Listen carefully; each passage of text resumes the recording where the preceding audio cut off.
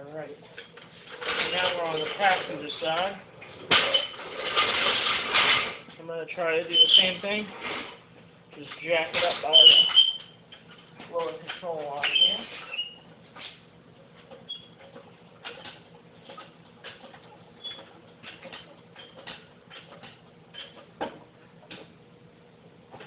See if it lifts in the same fashion.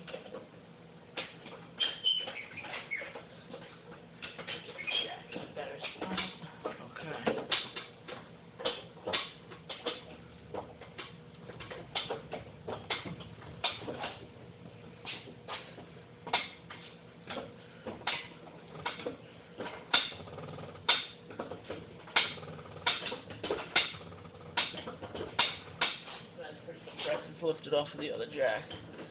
So let's bring it down.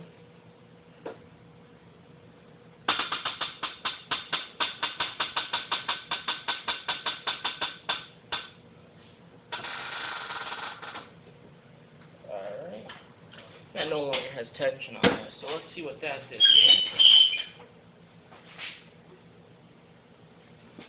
Let's check that out.